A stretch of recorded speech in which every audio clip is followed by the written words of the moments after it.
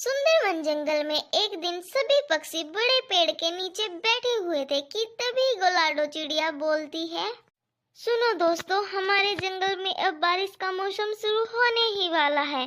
पिछली बार हमारे जंगल में कई दिनों तक लगातार बारिश चलती रही, याद है ना? हाँ लाडो चिड़िया, हम पिछले साल की बारिश को कैसे भूल सकते हैं। उस समय पर तो हमारे पास खाने के लिए भी कुछ ना बचा था और हमारे बच्चे भूख से तड़प रहे थे। हाँ कबूतर, तुमने ठीक कहा। लेकिन अब की बार हम ऐसी गलती नहीं करेंगे। ये सब बातें गोरी और कालू भी सुन रहे थे। वो दोनों बड़े ही आलसी थे, उन्हें काम करना बिल्कुल पसंद नहीं था। अरे तुम बेवजह परेशान हो रहे हो। जरूरी थोड़ा ना है जो पिछली बार हुआ वो अब की बार भी होगा। अभी तो बारिश आने में भी समय है। ये लाडो चिड़िया तो छोटी छोटी बातों पर डर जाती है और दूसरों को भी डराती है। अरे अरे कालू, नहीं, लाडो चिड़िया बिल्कुल ठीक कह रही है। हमें पहले से ही भोजन जमा कर लेना चाहिए। चलो कालू, हम चलते हैं। इन्हें जो करना है करने दो, मुझे तो बहुत नींद आ रही है। फिर गोरी और कालू वहाँ से चले जाते हैं। अरे अरे, जाने दो इन कौवों को, ये ऐसे ही हैं। हमें बारिशों के लिए भोजन इकट्ठा करना ही होगा, वरना हमारी भूख से हालत खराब हो जाएगी। लाडो बहन, आपका घर हम सबके घरों से मजबूत भी है और बड़ा भी है। हम सारा ही भोजन आपके घर में इकट्ठा कर लेंगे। जब बारिश शुरू होगी तब हम बारी बारी से अपना भोजन ले जाया करेंगे। हाँ लाडो, मिट्ठू बिल्कुल ठीक कह रहा है। लाडो मान जाती है और सभी पक्षी अपने अपने घर की तरफ चले जाते हैं। अगली सुबह सभी पक्षी फल और अनाज ढूंढने के लिए जंगल में चले जाते हैं। सभी पक्षी बारी बारी से खाने का बहुत सा सामान लेकर चिड़िया के घर जमा करने लगते हैं।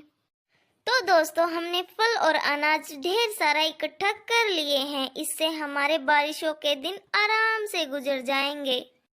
उधर गोरी और कालू आराम से अपने घर में सोए हुए थे। उन्हें आने वाली बारिश का कोई डर न था। अगले दिन तेज बारिश शुरू हो जाती है। मिट्ठू और कबूतर भी लाडो चिड़िया के घर आ जाते हैं। देखा दोस्तों, अच्छा ही हुआ हमने कल ही भोजन इकट्ठा कर लिया, वरना इतनी बारिश में हम कहाँ से भोजन ढूंढ कर लाते। हाँ, अब ये बारिश कभी भी रुके, हमें कोई चिंता करने की जरूरत नहीं है। हमारे पास काफी दिनों के लिए भोजन जमा है।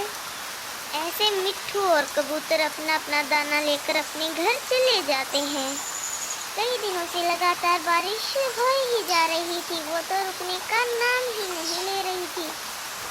ना जाने ये बारिश कब बंद होगी। मुझे तो बहुत भूख लगी है और घर में भी खाने के लिए कुछ भी नहीं बचा है। भूख तो मुझे भी लगी है।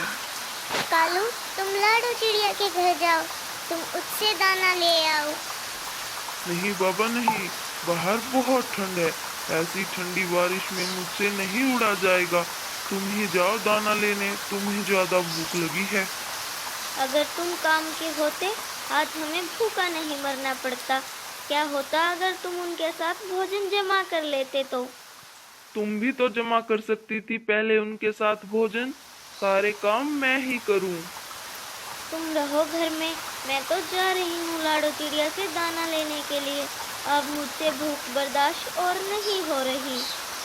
फिर गोरी कभी चिड़िया के घर जाने लगती है कि कालू भी उसके पीछे पीछे आ जाता था, क्योंकि वो भी कई दिनों से भूखा था। वो दोनों जाकर चिड़िया की घर की खिड़की में बैठ जाते हैं और देखते हैं कि मिट्ठू और कबूतर भी वहाँ हैं। लाडो, मेरी प्यारी बहन, मुझे कुछ खाने के लिए दे दो, मुझे बहुत भूख लगी है। नहीं नहीं लाडो, इन्हें कुछ मत देना।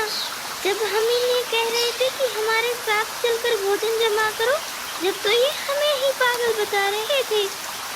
फिर वो लाडो की विनती करने लगते हैं और लाडो को दया आ जाती है। वो उन्हें कुछ अनाज के दाने दे देती है। लाडो, तुम्हारा बहुत बहुत शुक्रिया।